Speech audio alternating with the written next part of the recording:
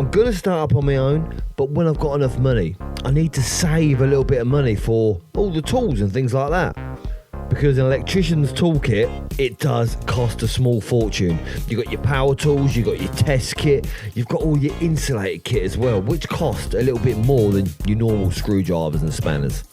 It all adds up, and there's forever something else you want as well. You see someone else with a tool, you think, oh, that's going to be handy, you want one of them. But to begin to start up on your own, to start earning some money of your own business, do you need all these fancy tools? Can there basically be a basic amount of equipment that you can get away with and then just build your tools up over time whilst you're working for yourself? Well, that's a good question, and that's what a lot of electricians, I think, want to know. Do you need all this fancy kit? Do you need everything? Well, that's just what we're going to talk about in today's podcast. Toolbox Talks for Electricians, helping electricians reduce stress, gain back time, and earn more money.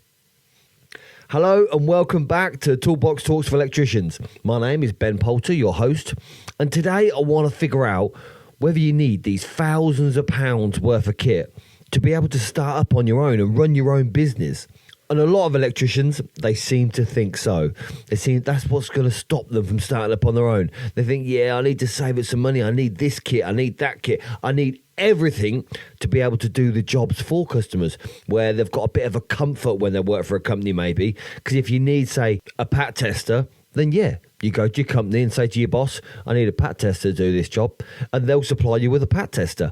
So it's a bit of a comfort thing, because I know pat testers, you can spend up to £500-600 on them. So in this podcast, let's find out, do you actually need to spend all that money before you start up on your own, or can you just go out there and do it now?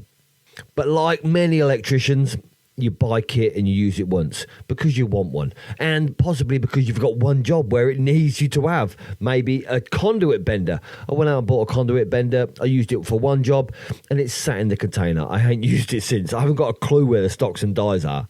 To be honest with you, if I went back to that job now and did it this sort of day and age, I would have borrowed a conduit bender from someone, because it would have saved me a fortune back in the day, rather than having a conduit bender sitting there that's basically worth scrap metal. I would have been able to save a little bit of money on that job rather than spending a fortune on going to get some new stocks and dies and a new conduit bender. But it is what us blokes do, or maybe ladies do it as well. But I know so many blokes that they go and they spend a fortune on kit. We do. We go down that aisle in the supermarket in Aldi and just pick and choose and think, this will be handy. And you go and buy, you put it at home. I've got bits sitting at home as well where I haven't even opened up. I just picked it up and thought, this will come in handy. For $5.99, I'll have one of them, and never used it.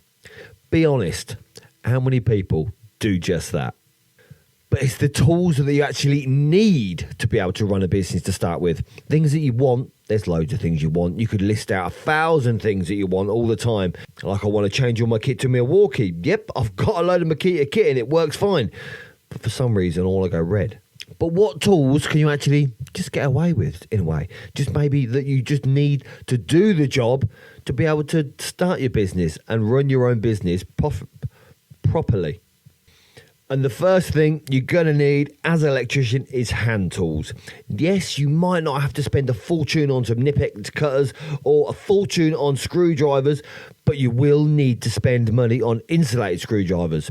Every electrician, and you'll find it helpful, that you need to have insulated screwdrivers on any work you do as a sparky. Because if you haven't got insulated screwdrivers, the last thing you want to do is be tightening up a switch, just a live cable. You're thinking, yeah, that terminal's dead because it's a two-way switch, it's fine. But then in your other hand, you switch that light switch on. Sugar. And maybe you're touching that shaft. Yeah, you're going to get a shock. So make sure you've got insulated screwdrivers. I think they're called VDE screwdrivers. They're up to 1,000 volts. They're labelled on them, and they're, I say British standard, but I think it's worldwide, that they're able to take 1,000 volts basically from whatever you touch. So yeah, they're going to be handy, more likely save your life, and yeah, they're good screwdrivers as well. They're made quality. You don't necessarily have to get Klein ones, but you can get a certain brand. There's Hager. There's so many different brands of screwdrivers out there, but as long as they're insulated, just get yourself some decent screwdrivers. And then with your hand tools over time as well, you can treat yourself to maybe a little electrician's hammer. They're just a little bit better than the normal hammers you get. And stuff like that is little things that you can build up on your hand tools over time, because you'll always see someone else, or you'll think, hang about, these will be better. So you go and get it later on. You might see a video on the internet possibly where you think, right, I want to go and get myself one of them hammers. So you'll go and purchase it later on. But if you've got the money at the time, but it doesn't stop you starting up. A hammer, it is a hammer. Like, they do the same thing. They knock a nail in, let's be honest. The next thing that you're definitely going to need when starting up as an electrician on your own, that you probably get given inside a company, is a drill. A decent SGS drill. A decent drill that's going to be able to do all sorts of jobs. Yes, you can get away with the drill drivers on some jobs maybe. You use a spin driver everywhere you go. Every job you go to, you're normally going to use a little drill driver. But if you've got another drill as well, yeah, it might have a hammer on it, but that's not going to cut it for some jobs. Some jobs you're going to need an SDS drill to be able to do your fixings. Or obviously with an SDS drill as well, if you haven't got a chaser, they're fantastic for chasing out. An SGS drill, yes, it will have like a hammer system bit on it as well, so you can use it for chasing out your boxes. So with an SGS drill as an electrician, it's going to be very handy when doing your work. And the bonus thing about all these power tools as well, yeah, you're going to get your own brand one. You can't have like a DeWalt SGS, a Makita drill driver, and then maybe a little saw that's another brand like Milwaukee or something, because it's going to be a nightmare with batteries. I've always stuck to the same brand sort of thing. I had Hilti for ages.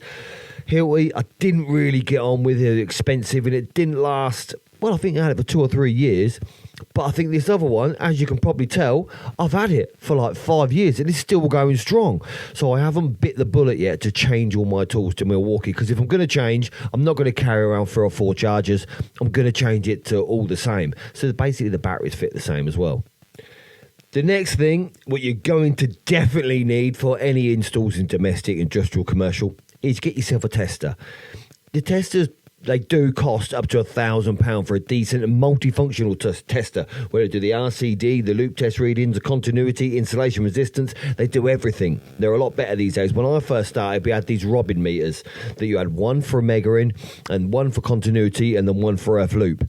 It was all in a case. It was nice and neat, but they're old hat. And I think Robin, the old brand for testers, Q-Tech bought them out. So now I've gone to Q-Tech, where, as you can probably tell as well, this is quite an old one. It's a KT64. It's not gone bang yet. I only need to replace things when they're broke. So I can get away with it. This tester as well, it's been calibrated every year. And the best idea to get it calibrated, you're going to need it for your insurance to say that your test is calibrated as well. So you get calibrated once a year. Every year it sends it off and they'll tell you if something's wrong with it. Because the last thing you want to do is be in a property, testing the house. Could you use your tester to find these faults as well? You don't want to be having your tester getting false readings when the fault's not even there. It'll be a bloody nightmare.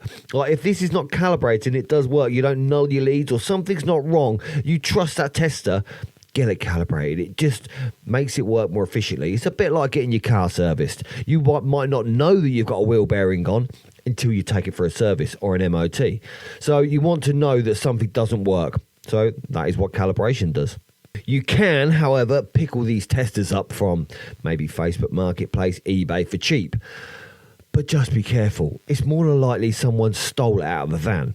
Like I say, with my test kit, I'll have that until it doesn't work anymore and it's scrap or throw it in the bin. I've had my money's worth out of it over the years, so it'll be worth it. So yeah, buying second-hand kit, it's a bit dodgy. You don't want to go spend out £500-600 for a kit that you think, yeah, this will be spot on, unless someone gives you it. If it's an electrician and he hands down his old kit to you, fantastic, spot on. That'll get you going. It'll get you used to testing. Or maybe if you're an apprentice or a trainee, then you can sort of learn a lot more with a tester.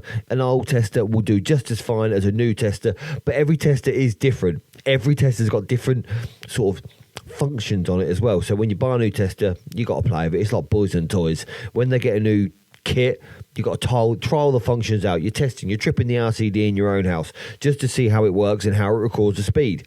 And for the research of this podcast, I did a little search on Facebook Marketplace for testers. And some people are selling some testers for dirt cheap. Either, I don't know, it could be a scam or they're bleeding stolen, because as an electrician, you know how much a tester's worth, and you don't want to go and buy a cheap stolen tester because you're supporting these bloody van thieves and they do my head in. One of the best things that I've bought, well, basically the last 2 or 3 years actually, is a rucksack as a tool bag. Yeah, I've had so many tool bags over the years. I've had one of the metal ones that come out. I've had a Stanley box. I've had a big like tote bag where you carry around with all my kit in. But get yourself a decent rucksack. You don't have to spend a fortune on these fantastic ones. You can get the cheap ones from Screwfix, which will do just the same. A rucksack where you can put it on your back, it's easier to carry. You'll know as an electrician that you want to save your joints as much as you can because you're bending around and you get a bit of a bad back sometimes. So yeah, get yourself a rucksack and it'll be easier to carry around, especially when you're going to do a little job.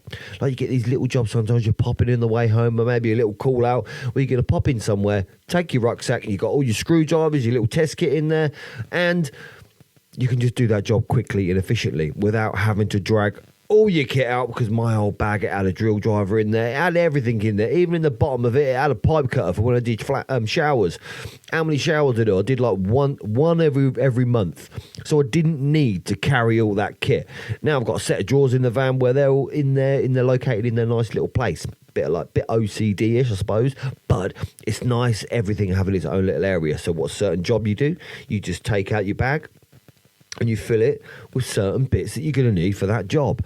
You don't have to carry all these tools around. Trust me, you want to save your back because, well, electricians' work is hard sometimes when you're pulling in cables, especially when you're dragging up maybe to kit up a block of stairs. And like on flats, I hate working on flats because there's always the one on the top floor. And these rucksack bags as well, you can pick them up as cheap as 37 quid. One thing that electricians cannot do without is a torch. Whenever you go to a property, you're turning the electric off. So get yourself a decent torch, one that's going to be charged all the time as well. I've got 2 or 3 now because, yep, the batteries go flat. You go to a property and you're looking for a fault, the lights don't work. So if it's late in the evening, or maybe sometimes it's in a loft or something, you've got to be able to see. You've got like a head torch, you've got a little light that you've got in your bag. You've just got all sorts of lights that will make it handy for you to see what you're doing. I've tried before where you think, right, I've just got to do this. I'll use my phone. It's a nightmare to have your phone out and to try and look inside the back of a tunnel to see if they're loose or anything. You get a torch out, you can see what you're doing. So I have plenty of torches because as an electrician, you're always going to need one. Another handy little tool you're going to have as an electrician, a volt stick. Everyone needs a volt stick. It's just, I wouldn't trust it completely. Yeah, definitely. It's just nice to go to a cable to say, right, that's live. And that sort of gives you an idea that you've got to check. Sometimes, yeah, it can tell you that cable's live, but not necessarily working, because I've used this 1,000 times and thought, yeah, that's live. Why didn't the light work? Well, you lost your neutral. So that's where you got to go back to your bag and get your little continuity testers. And these are spot on. I see so many sparks with these little fluke meters. They're like continuity testers. It will tell you whether you've got a live and a neutral, and you can just test sort of things as well. Continuity to see things bell out as well, to give you an initial idea of fault finding. And these, yeah, any continuity testers will be proper handy as a sparky. So with these initial tools, I'd say you can get started. There's a lot of jobs you can do with just these tools. The main thing, yeah, it's probably going to be the SCS drill and your tester. Every electrician's going to have a tester, or you need a tester sort of thing and know how to work it. So you're going to need a tester and an SCS drill. They're going to be your main expense sort of thing when starting upon your own. Because later on, when you can go and get yourself like a multi-tool, or some super rods, or just maybe a conduit bender as well. Just things that you're going to need for the jobs that you're doing as your own company. Because the only thing is, when you work on your own, yeah, unless you know a lot of other sparks and you can say, right, can I borrow your conduit bender? Because I don't know anyone that uses a conduit bender day in, day out. This is what, like for domestic sparks anyway, I don't always use a conduit bender. Or even a chaser. You're not always using your chaser, so you can borrow other people's chaser. But if you work with other sparks, you'll always see, where'd you get that from? I want one of them. Because treating yourself to new tools, it does make your life easier. And it makes you a better electrician, I think, as well, because it makes you a lot quicker in what you're doing. But I do believe that it's a complete myth that if you have got rubbish cheap tools, it means you're a rubbish electrician. I don't think that's the case. End of the day, it's about how good you are as a Sparky, how good you can do the job. Because you might have cheap tools, but it might because you're starting up. I've got no end of cheap tools that I've had from the beginning, and then got the shiny object syndrome where I think, oh, I want a new one. There's nothing wrong with the old ones. So I went and bought a new one, but then I like using my old ones. I'm just comfortable. I know what I'm doing sometimes. So you go back to using your old ones all the time, but you end up with 1,000 tools. So I don't think it is necessarily just because you got maybe cheaper tools that makes you a rubbish spark. You could be the best spark in the world and have bloody cheap old tools. But as long as you can do the job efficiently and safely, then what else matters? And it's always about continuously learning. Don't be afraid to think, hang about, this is a new way to do things. This is a better way to do things. This is what I find out in all the videos that I put out on social media. Someone will say, I don't mind the negative comments because it makes you think, is there a better way of doing this? So this is why I like sharing the little tips and tricks that I've learned over the time on the videos as well. Because a lot of people, they say, yeah, I didn't think of doing it like that, Ben. So it's a good idea for all the things that I've learned to share with everyone else as well. Because there are a lot of electricians out there on social media and YouTube and things which show you how to do a job a lot more efficiently. And sometimes when you watch them and think, damn, yeah, I should have done it like that.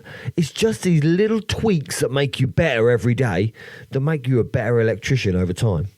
And this is exactly what I'm trying to do with Toolbox Talks for Electricians. And with this time of year, when a lot of people are saying I haven't had much work, I haven't had many phone calls, this is something that I've never had to deal with. I've always had phone calls, I've always had work going on, which I'm not trying to say, look at me, I've got a fantastic amount of work. I want to figure out what I've done over time and why haven't I ever gone quiet? Why have I never had a quiet period? So this is what I'm trying to do with this podcast, by telling people exactly what I've done and maybe help you get plenty of work too. So check out the next podcast, How Do Contractors Find Work Today? And I'll leave a link to that in the show notes below. Because it's not just electricians that I've heard are struggling for work at the moment at this time of year. It's all trades. There's plasterers and plumbers and chippers. And I think the things that I've done to keep my business continuously in work, it can work with any trade as well. So maybe share this podcast with your plumber, with a carpenter, or with a builder. And they can maybe get a few tips and tricks on how to build their business. So until next time, I'll see you again.